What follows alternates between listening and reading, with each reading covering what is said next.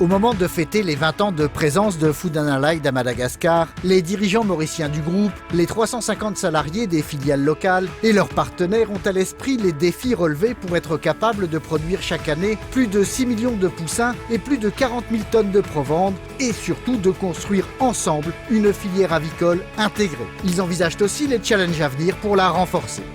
Avec nos partenaires, nous allons de manière inclusive développer la chaîne de valeur aussi bien en amont qu'en aval et au travers notamment du développement de notre réseau de franchisés dans les provinces. Aujourd'hui, le maïs représentant plus de 60% des matières premières, nous devons nous rapprocher des producteurs, ceci afin d'avoir un approvisionnement en maïs régulier et de qualité. Le travail sur la qualité est d'ailleurs déjà bien avancé.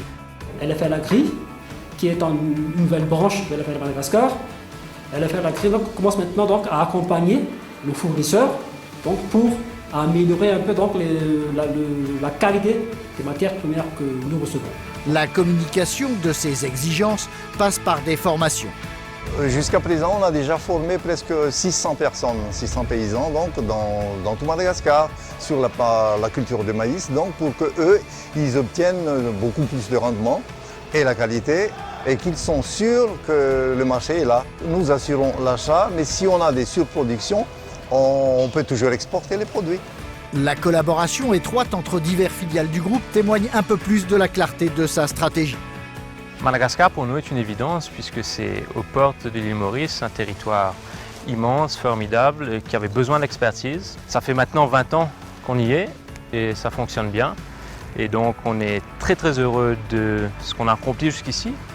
On est très heureux quand on regarde l'avenir et le partenariat qu'on a réussi à établir avec les autorités malgaches, les fermiers, les clients, nos fournisseurs.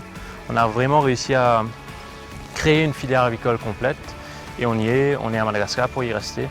En haut lieu, le message est apparemment bien reçu. Les techniciens intermédiaires, il faut les former, surtout les paysans, parce que ça assure les ressources. Éleveurs et techniciens peuvent ensuite s'associer au réseau Farm Shop. Le parcours de Vouloulm accrédite les espoirs placés dans le développement de l'entrepreneuriat. Ayant sorti de mon cursus vétérinaire, j'étais responsable d'une ferme avicole. Après cette expérience, j'ai été prise chez Farm Shop en tant que responsable de service après-vente. En fait, étant encore très jeune, récemment dans le monde de l'entrepreneuriat, donc mes challenges, c'est surtout développer vraiment en termes de chiffre d'affaires que de technicité, pour être compris par les éleveurs. Vraiment de les convaincre de s'investir dans les bonnes pratiques. Les bonnes pratiques intégrées par des éleveurs, pour certains d'entre eux, agissant aussi dans le cadre d'une franchise. Nous allons aussi effectivement développer la production de poulets de ferme, non pas nous-mêmes, mais avec nos partenaires qui pourront fournir notre abattoir, que là aussi nous allons devoir améliorer. Tout ceci avec un souci de maîtrise des coûts pour qu'on puisse toujours rester compétitif et avoir un produit qui a sa place sur le marché et qui réponde aux besoins des consommateurs. Des consommateurs ayant accès depuis 1 an à une marque dont l'implantation implique des développements au niveau de la logistique et de la distribution. Aujourd'hui, on est présent dans toutes les grandes surfaces. On a aussi des référencements assez intéressants dans les stations-service, dans certains revendeurs et épiceries bien spécialisées. Le grand projet aujourd'hui, c'est d'étendre encore plus, que ceci est traduit par le lancement d'une franchise. Les succès enregistrés depuis 15 ans à Maurice par une franchise analogue sont plutôt de bon augure. Les conditions s'y prêtent.